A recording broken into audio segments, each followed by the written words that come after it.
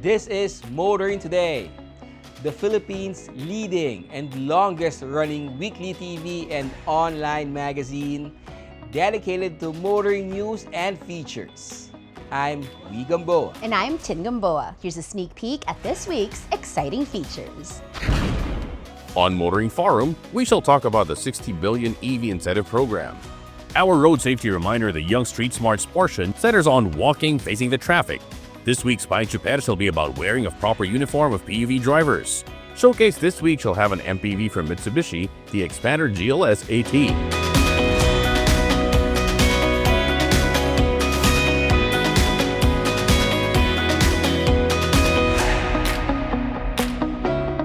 This week's edition of Motoring Today brings you all this, plus the latest updates in transportation, traffic management, and advances in the automotive industry.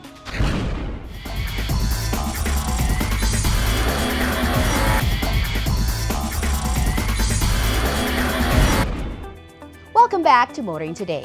Let's dive into the latest news and updates about transportation and traffic management in the country.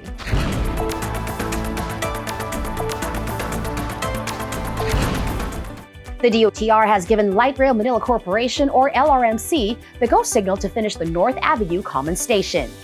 Transportation Secretary Giovanni Lopez says LMRC is taking over the work after the previous contractor's deal was ended because of delays.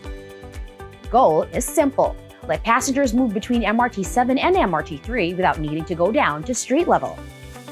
Officials expect part of the station to open by first quarter of 2028, with smoother links along MRT 7, MRT 3, and LRT 1 targeted later that year. This comes as 12 of the 14 MRT 7 stations are being prepared for opening by the second quarter of 2027. Sigurado na po yung 12 stations na mag-ooperate. That is Sacred Heart, papunta po sa North Avenue. Ang inaasahan natin na mga mananakay po dito is around, at the very least, 300,000 po daily. Mahaba na po, kasi 14 stations po yan. Dalawa na lang po yung inaayos, yung Tala at saka yung San Jose. By 2028 natin matatapos, kasi ngayon lang po natin patapos pa lang tayo sa right of way po dyan. First 12 stations will run from Sacred Heart in Caloocan to North Avenue in Quezon City and are expected to serve at least 300,000 passengers every day. The two remaining stations in Tala and San Jose are still being completed, with right-of-way issues among the remaining hurdles.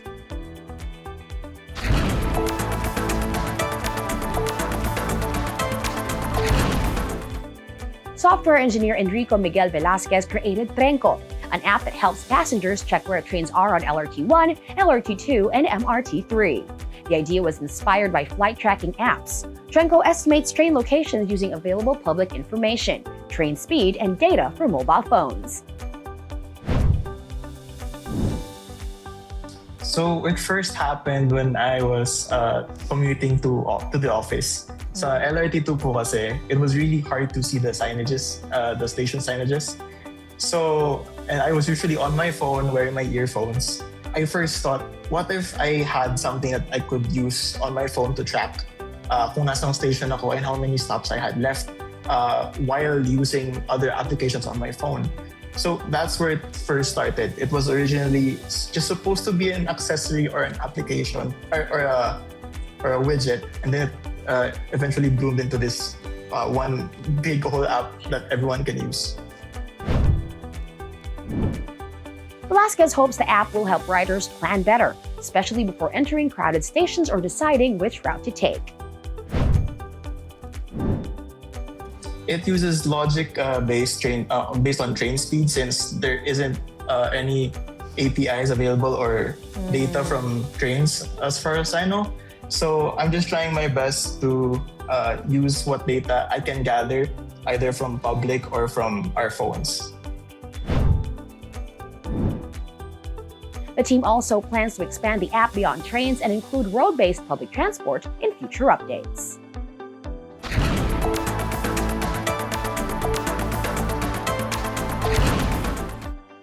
According to the DOTR, the overall Metro Manila subway project is now 60% complete, while actual construction work is at 32%.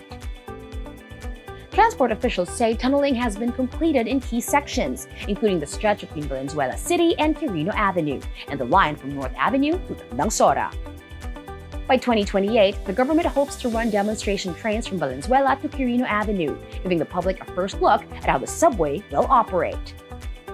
Once fully open, officials say the subway could cut travel time from Valenzuela to NAIA Terminal 3 from around 2 hours to as fast as 35 to 40 minutes.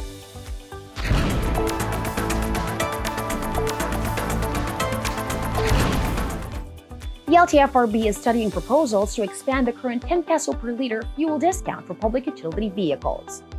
Officials say the goal is to ease the burden on drivers and operators while avoiding another fare increase for the riding public.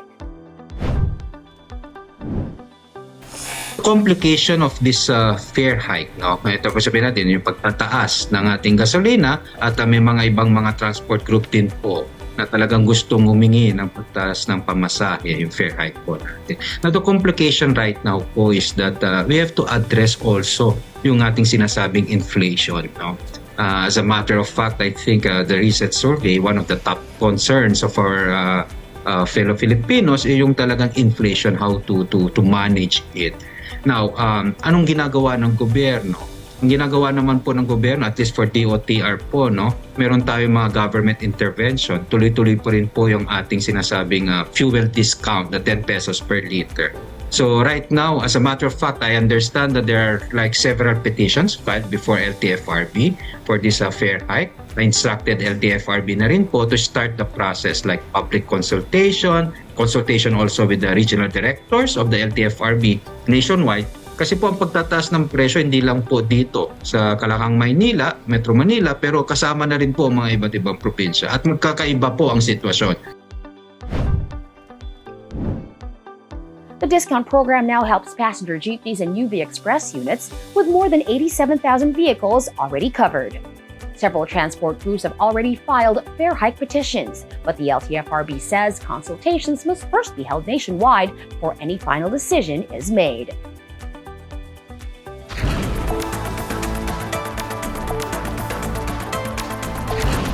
The latest developments in transportation and traffic management are certainly significant. Up next, Motoring Forum takes a deeper look into one noteworthy issue that should affect motorists and motoring.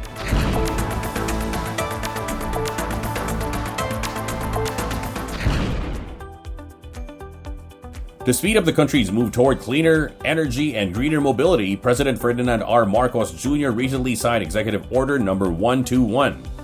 The order creates the Electric Vehicle Incentive Strategy Program with up to 60 billion pesos in fiscal support on the table. The main goal? Encourage companies to manufacture electric vehicles and EV components locally, while helping reduce the country's heavy dependence on imported fossil fuels. If it gains traction, the program could help build a wider EV ecosystem, opening opportunities for engineers, technicians, factory workers, logistics providers, and local suppliers. May panibagong executive order na inilabas ang Pangulo para na mas mapalakas ang industriya ng electric vehicles or EV sa Pilipinas. Sa ilalim ng Executive Order 121, magkakaroon na ng Electric Vehicle Incentive Strategy Program o EVs. Sa pamamagitan nito, hihikayatin natin ang mga malalaking kumpanya na magtayo at mag-manufacture ng electric vehicles at kanilang mga piyesa dito mismo sa Pilipinas. Kapag dito sila nag-invest at gumawa ng mga sasakyan, mas maraming trabaho para sa mga Pilipino, mula sa engineers, technicians, factory workers, logistics, hanggang sa local suppliers. May incentives na tax payment certificate na ibibigay ang gobyerno para sa mga kumpanya para sila ay mahikayat na mag-invest dito sa bansa. may mahigpit ding monitoring at may mga kondisyon. Sa kabuuan, ang layunin ng EO ay lumikha ng mas maraming trabaho, makahikayat ng bagong investments, mapalakas ang local na manufacturing, mabawasan ang pagdepende natin sa imported na langis at iposisyon ang Pilipinas bilang mahalagang parte ng global EV supply chain.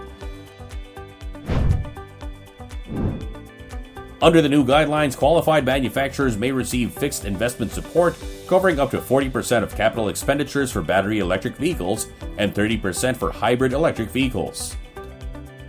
They may also qualify for a production volume incentive of up to 12% of the ex-factory unit price, capped at 200,000 pesos for every complete vehicle. But getting into the program will not be easy. To qualify for investment support, applicants must put in at least 5 billion pesos in capital investment and bring their enrolled models to market within 3 years. That high threshold is meant to draw major investments, but it also raises a concern. Smaller enterprises and startups could find it harder to join, while bigger corporations may have the advantage.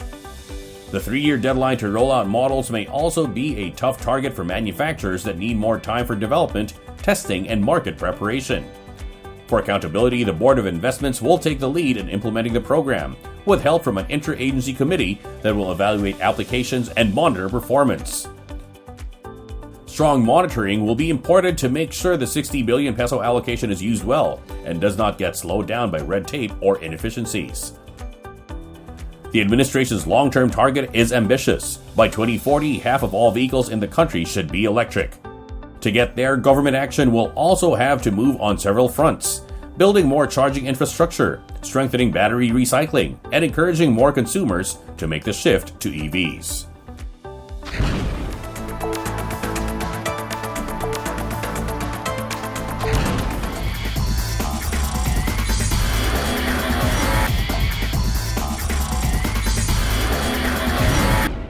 There's a lot to learn about being smart and safe on the road, and we young ones always need to make ourselves smarter and safer about motoring. Learn more from our Young Street Smart segment with road safety reminders from Toyota Motor Philippines. If you're walking the sidewalks of the road, it is always better and safer kung ikaw ay nakaharap sa direksyon kung saan papunta ang traffic. This way, meron ka pang oras para iligtas ang sarili kung sakaling makita mo na may paparating na aksidente.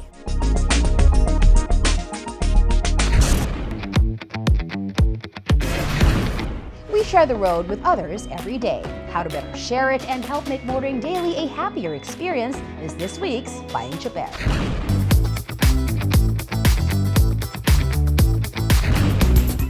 Payong tsuper lang, kaibigan. Ako si Ka Jojo Martin, isang kapwa nyo tsuper. Maging maayos sa pananamit tuwing papasada. Kung gusto natin makarami ng pasahero, gawin natin presentable ang ating mga sarili sa tuwing tayo ay magmamaneho. Ugaliing isuot ang uniform ng samahan ng iyong kinabibilangan kapag papasada sa daan. Iwasang magsuot ng mga pambahay na damit katulad ng sando at tsinelas kung ayaw mo ang pasahero ang magalit at umiwas. Tandaan, kapag maayos ang kasuotan, pasahero ay iyong kaibigan. Ito po si Ka Jojo Martin. Payong tsuper lang, kaibigan, mula sa isang kapwa nyo tsuper.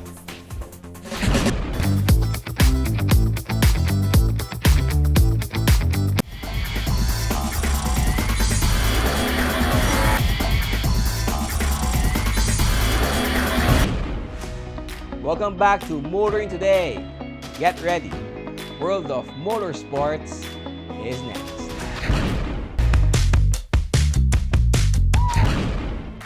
In motorsports news, the Toyota Gazoo Racing Philippine Cup returned to the Batangas Racing Circuit for Race Weekend 3. Fans were treated to close racing and wheel-to-wheel battles across the Super Sporting, Legacy, and Tamaraw classes. Drivers took to the track in Vios 1-make race cars and the Tamaraw OMR, with the grid once again running on sustainable biofuel blends. In the Super Sporting class, Alain Gabriel Alzona was on top form, charging to victory in sprint races 7 and 9. Michael Brian Co stayed right on the pace, finishing second in both races while Red Diwa grabbed third. Diwa had his moment as well, taking the win in sprint race 8 ahead of Joaquin Garrido and Alzona. The sporting class also delivered a strong back and forth battle, with Bern Zaragoza and Joshua David Marquez sharing the spotlight. Zaragoza took the wins in sprint races 7 and 9, with Marquez coming home second in both. Marquez, however, flipped the script in sprint race 8, crossing the first line ahead of Zaragoza. Mike Santos and Raymond Paul and Base also made their way onto the podium during the weekend. In the Tamarao class, it was anyone's game, with 3 different winners across 3 exciting sprint races. Jesse Garcia struck first with a win in sprint race 7, while Raymond Kudala led the charge in sprint race 9. Inigo Anton won sprint race 8 in the class, while also adding second-place finishes in races 7 and 9. Oliver Aquino, Potenciano Andaman II, and David Enzo P. Ison also joined the podium celebrations. Meanwhile, in the legacy class, Paulo Ang completed a clean sweep with wins in sprint races 5 and 6. Gabby Desales scored 2 second-place finishes, while Oliver Estrella rounded out the podium in third. The Toyota Gazoo Racing Philippine Cup returns for race weekend 4 from September 10 to 12, 2026.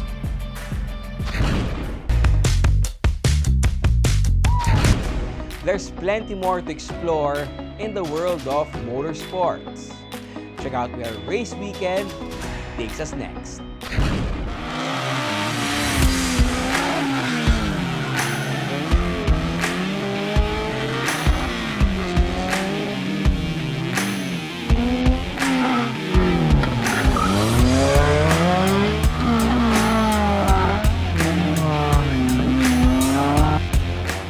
Leg 5 kicked off the crucial 1.5-point system, bringing veterans and first-timers to a packed Pampanga course.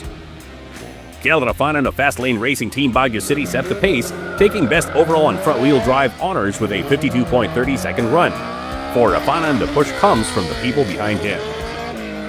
What keeps me motivated po is my family, friends. Siyempre yung team namin na palaging sumusuporta, palaging nandito para tulungan kami bawat karera.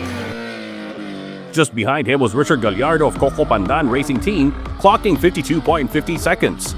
After nearly a decade at slalom, Gallardo has seen the field evolve, and the gap between drivetrains get tighter.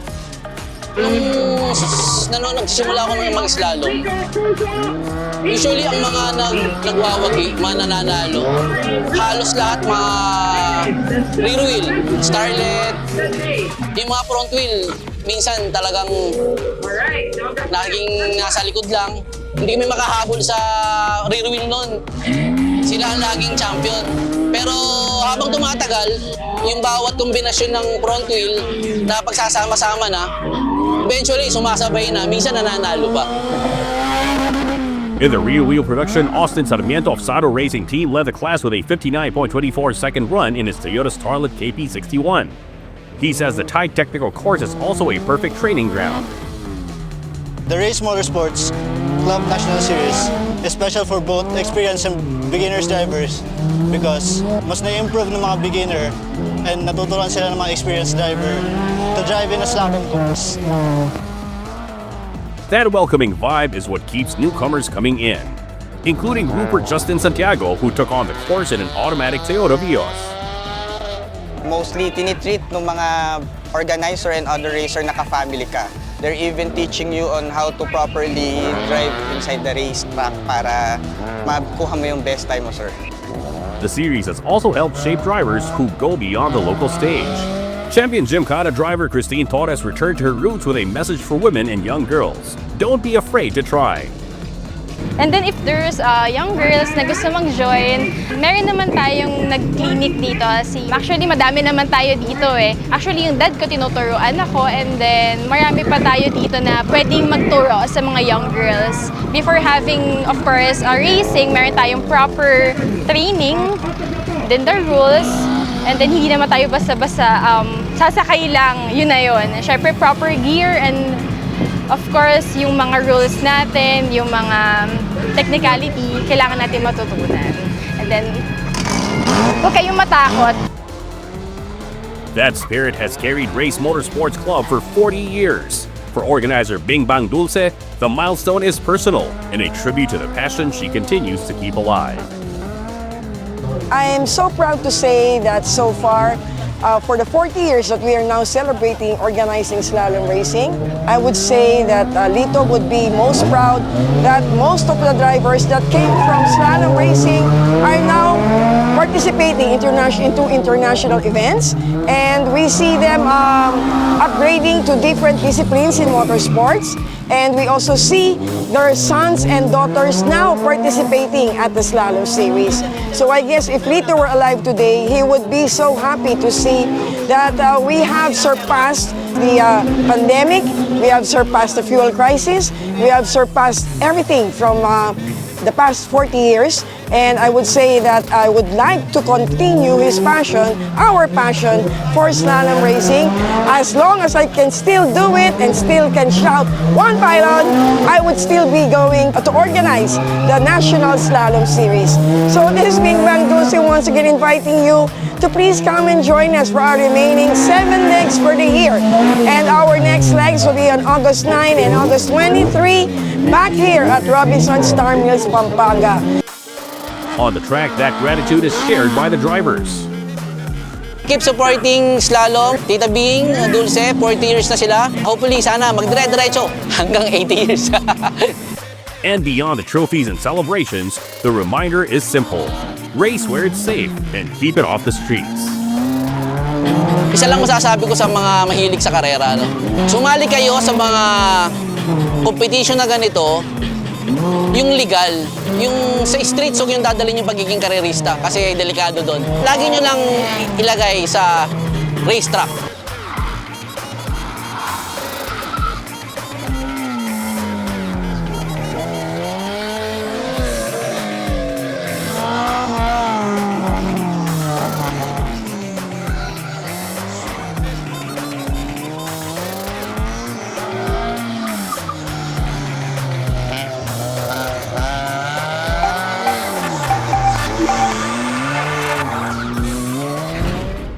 That's all for this week's World of Motorsports. We'll return shortly after this break.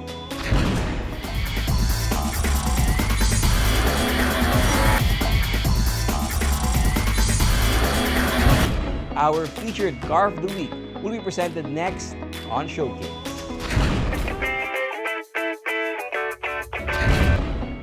In this showcase, we're getting up close and personal with a popular contender in the MPV segment, the Mitsubishi Xpander. Specifically, we'll be reviewing the GLS automatic variant.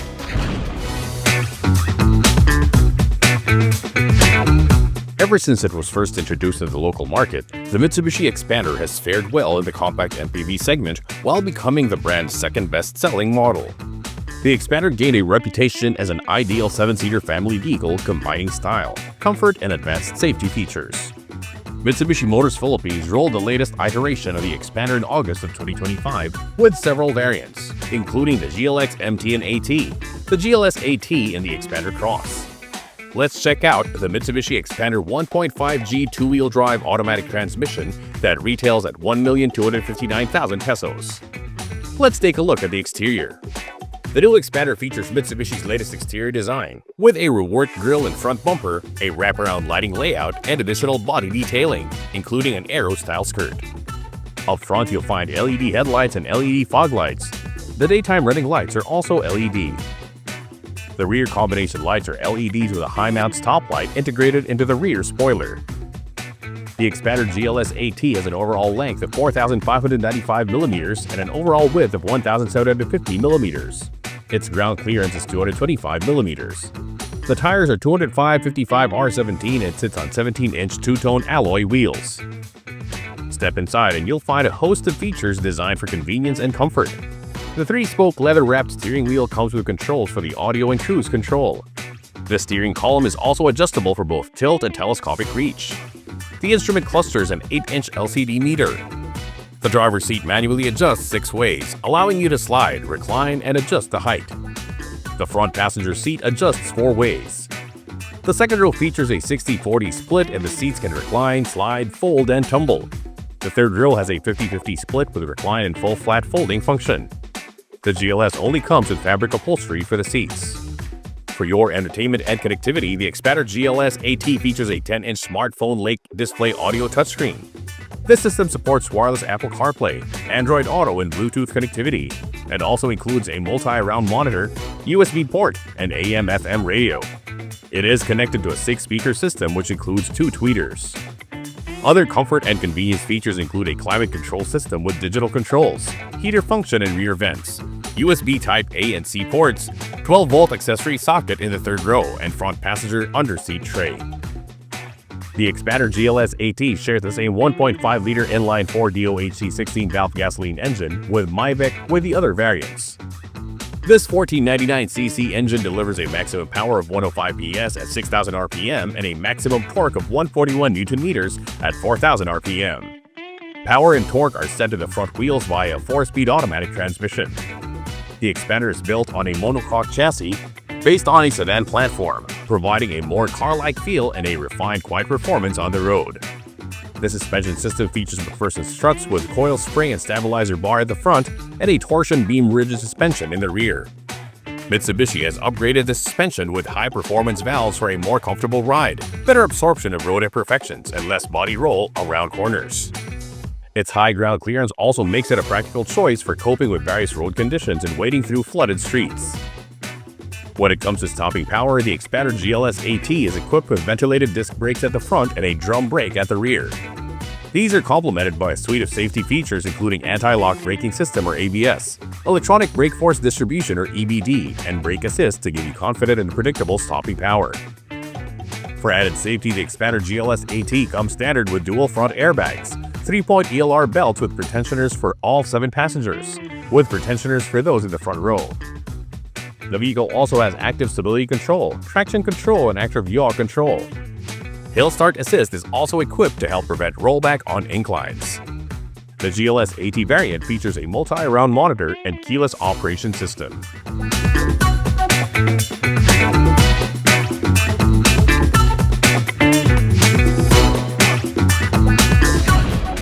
The combination of a practical engine, comfortable and feature-rich interior, a solid suite of safety and driver-assist technologies, as well as smart connectivity, makes the Mitsubishi Expander GLS a compelling choice for families looking for a compact MPV, especially with its SRP of 1.259 million pesos.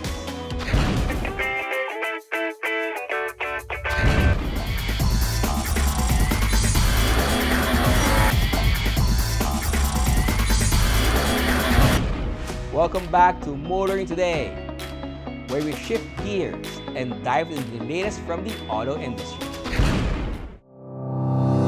Lexus Philippines is shifting to a bold new era, officially launching the all-new Lexus ES with not just 1 but 2 electrified options for Filipino buyers, a battery electric vehicle and a hybrid electric vehicle. That means the signature Lexus comfort and refinement now come with cleaner, smarter, and more future-ready ways to drive. We are here at the launch of the all-new Lexus ES, which is a start of a new chapter for Lexus, offering the ES in a battery electric vehicle variant, and of course still having our hybrid electric vehicle as our 2 variants. And for customers choosing between the two, Lexus is making each ES variant stand out in its own way. The BEV brings in a bamboo interior, a first for Lexus, while the HEV gives buyers more room to personalize with luxury and executive trims and 3 interior colors on offer. For the battery electric vehicle, it comes with bamboo interior, which is first for Lexus. And of course, for our hybrid electric vehicle, it comes with the luxury and executive variants, which is offered also in 3 colors: the hazel interior, white interior, and black interior. The excitement did not stop at the launch. Lexus Manila followed up with a special display and test drive event, giving guests the chance to see, feel, and experience both electrified ES variants up close.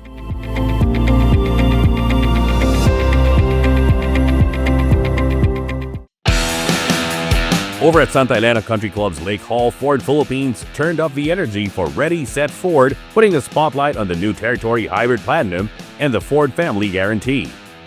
And this latest Territory is coming in with a more premium look and feel, sharpening its exterior, upgrading the cabin, and stepping things up from the outgoing Titanium X trim.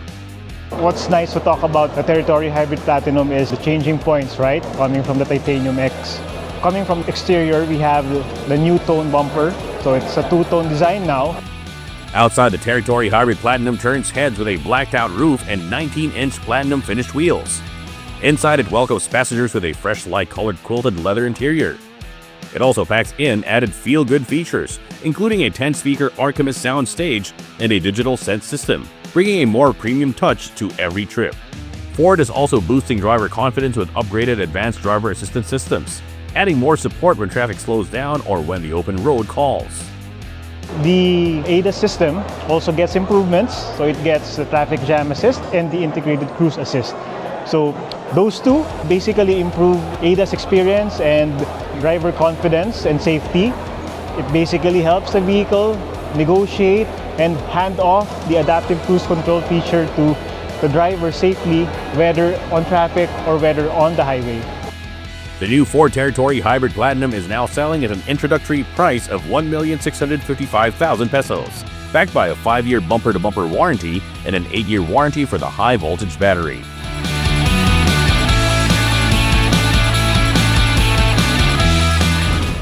And that's it for this week on Motoring Today. Thank you for joining us. Make sure to visit our website and follow us on social media for the latest updates in motoring. Until next week here on Motoring Today, now in its 40th year serving the motoring public with a steadfast commitment to road safety. In honor of our dad, Butch Gamboa, I'm Lee Gamboa.